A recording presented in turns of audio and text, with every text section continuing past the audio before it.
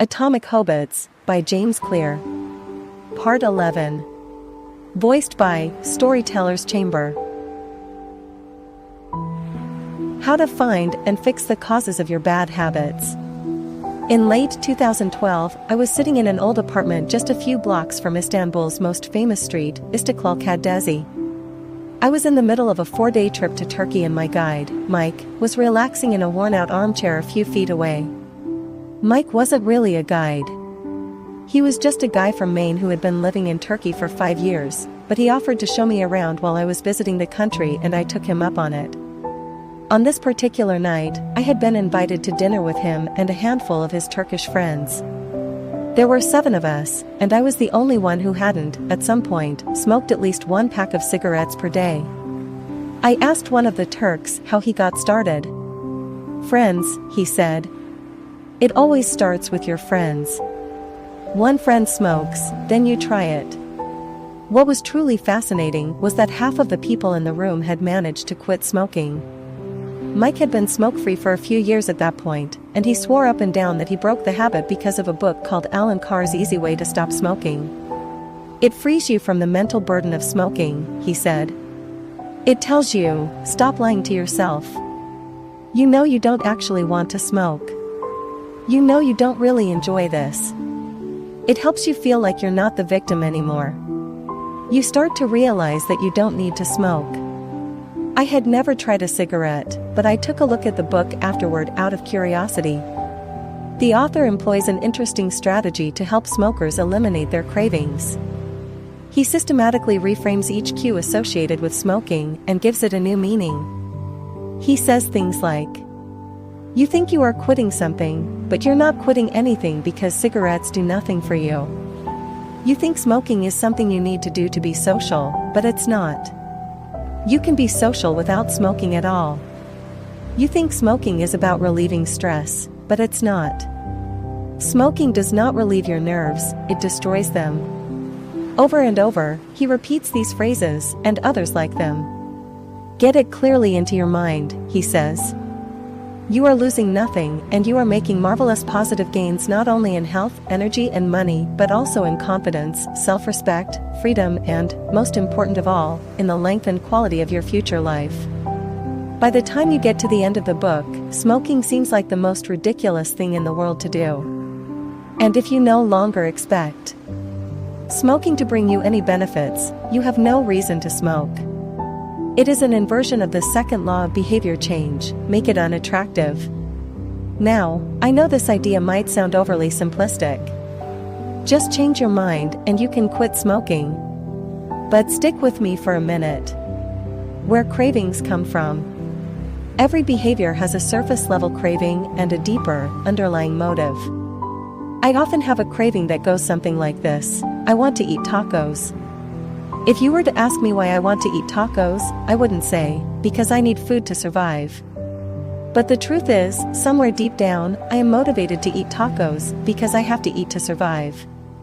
The underlying motive is to obtain food and water even if my specific craving is for a taco. Some of our underlying motives include: conserve energy, obtain food and water, find love and reproduce, connect and bond with others, win social acceptance and approval, reduce uncertainty, achieve status and prestige. A craving is just a specific manifestation of a deeper underlying motive. Your brain did not evolve with a desire to smoke cigarettes or to check Instagram or to play video games.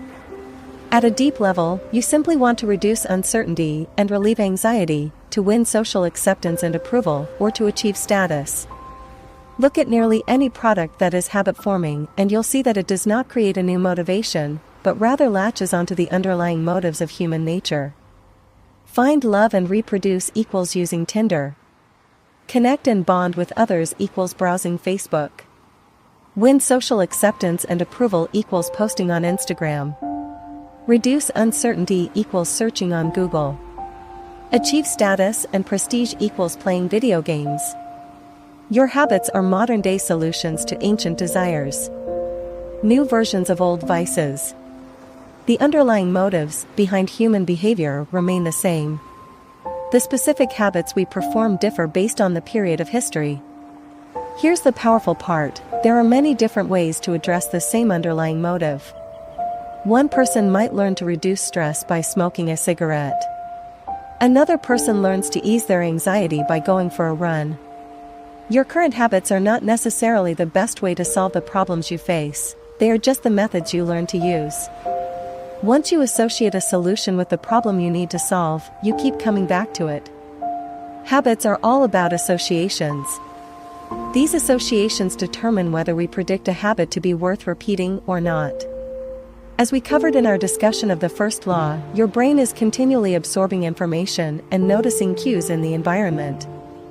Every time you perceive a cue, your brain runs a simulation and makes a prediction about what to do in the next moment. Cue: you notice that the stove is hot. Prediction: if I touch it I'll get burned, so I should avoid touching it. Cue: you see that the traffic light turned green. Prediction: if I step on the gas, I'll make it safely through the intersection and get closer to my destination, so I should step on the gas. You see a cue, categorize it based on past experience, and determine the appropriate response. This all happens in an instant, but it plays a crucial role in your habits, because every action is preceded by a prediction. Life feels reactive, but it is actually predictive. All day long, you are making your best guess of how to act, given what you've just seen and what has worked for you in the past. You are endlessly predicting what will happen in the next moment. Our behavior is heavily dependent on these predictions. Put another way, our behavior is heavily dependent on how we interpret the events that happen to us, not necessarily the objective reality of the events themselves.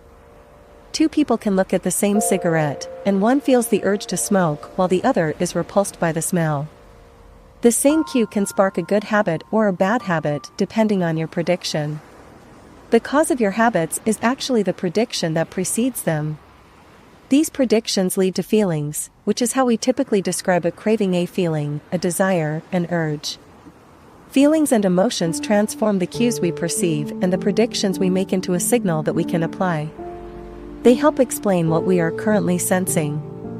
For instance, whether or not you realize it, you are noticing how warm or cold you feel right now. If the temperature drops by 1 degree, you probably won't do anything. If the temperature drops 10 degrees, however, you'll feel cold and put on another layer of clothing. Feeling cold was the signal that prompted you to act. You have been sensing the cues the entire time, but it is only when you predict that you would be better off in a different state that you take action. A craving is the sense that something is missing. It is the desire to change your internal state. When the temperature falls, there is a gap between what your body is currently sensing and what it wants to be sensing. This gap between your current state and your desired state provides a reason to act. Desire is the difference between where you are now and where you want to be in the future.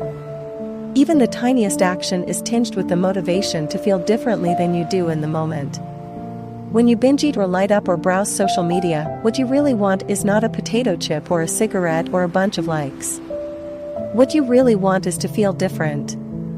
Our feelings and emotions tell us whether to hold steady in our current state or to make a change. They help us decide the best course of action. Neurologists have discovered that when emotions and feelings are impaired, we actually lose the ability to make decisions. We have no signal of what to pursue and what to avoid. As the neuroscientist Antonio Damasio explains, it is emotion that allows you to mark things as good, bad, or indifferent.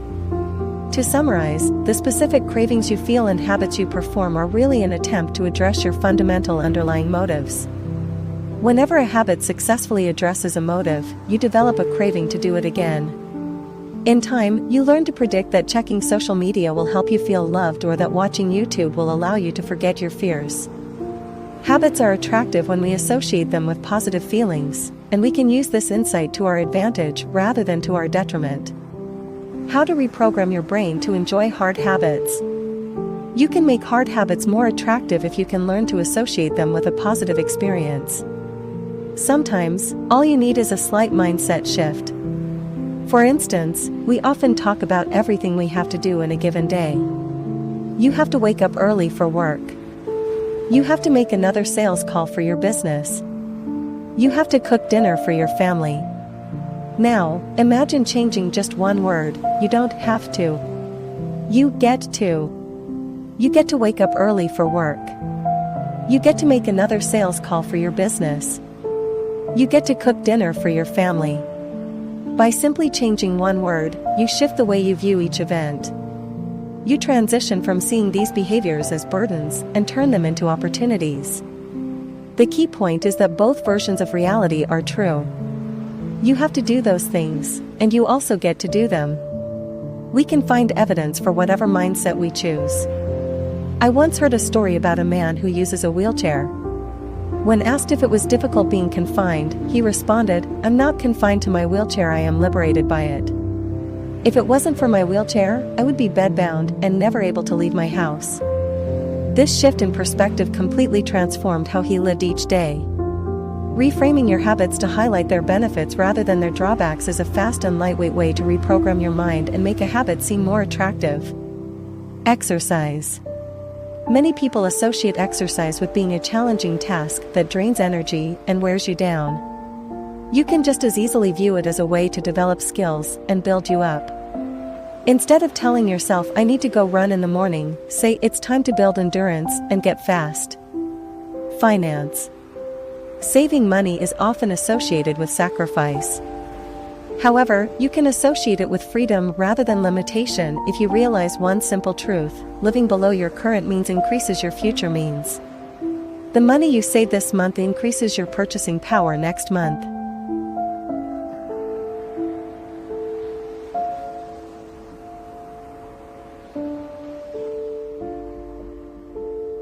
Meditation. Anyone who has tried meditation for more than 3 seconds knows how frustrating it can be when the next distraction inevitably pops into your mind. You can transform frustration into delight when you realize that each interruption gives you a chance to practice returning to your breath. Distraction is a good thing because you need distractions to practice meditation. Pre-game jitters. Many people feel anxious before delivering a big presentation or competing in an important event. They experience quicker breathing, a faster heart rate, heightened arousal. If we interpret these feelings negatively, then we feel threatened and tense up. If we interpret these feelings positively, then we can respond with fluidity and grace. You can reframe "I am nervous" to "I am excited and I'm getting an adrenaline rush to help me concentrate." These little mindset shifts aren't magic, but they can help change the feelings you associate with a particular habit or situation. If you want to take it a step further, you can create a motivation ritual. You simply practice associating your habits with something you enjoy, then you can use that cue whenever you need a bit of motivation. For instance, if you always play the same song before having sex, then you'll begin to link the music with the act. Whenever you want to get in the mood, just press play. Ed Lattimore, a boxer and writer from Pittsburgh, benefited from a similar strategy without knowing it. "Odd realization," he wrote. "My focus and concentration goes up just by putting my headphones on while writing. I don't even have to play any music." Without realizing it, he was conditioning himself. In the beginning, he put his headphones on, played some music he enjoyed, and did focused work. After doing it 5, 10, 20 times, putting his headphones on became a cue that he automatically associated with increased focus. The craving followed naturally. Athletes use similar strategies to get themselves in the mindset to perform. During my baseball career, I developed a specific ritual of stretching and throwing before each game. The whole sequence took about 10 minutes, and I did it the same way every single time. While it physically warmed me up to play, more importantly, it put me in the right mental state. I began to associate my pre-game ritual with feeling competitive and focused. Even if I wasn't motivated beforehand, by the time I was done with my ritual, I was in game mode. You can adapt this strategy for nearly any purpose. Say you want to feel happier in general.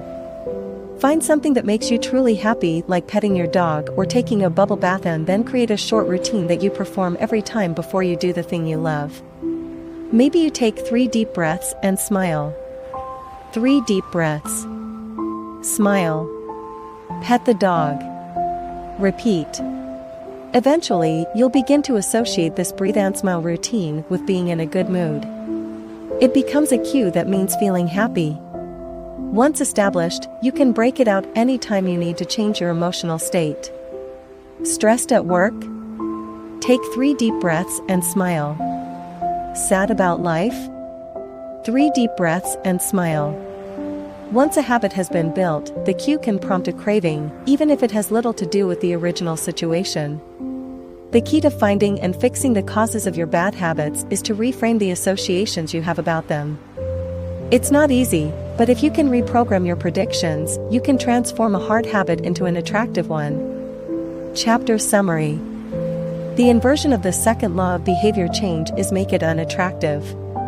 Every behavior has a surface-level craving and a deeper underlying motive. Your habits are modern-day solutions to ancient desires. The cause of your habits is actually the prediction that precedes them. The prediction leads to a feeling. Highlight the benefits of avoiding a bad habit to make it seem unattractive. Habits are attractive when we associate them with positive feelings, and unattractive when we associate them with negative feelings. Create a motivation ritual by doing something you enjoy immediately before a difficult habit. Thank you so much for listening to this audiobook. I hope you enjoyed it as much as I enjoyed creating it. If you want to see more of my work, please consider subscribing to our channel.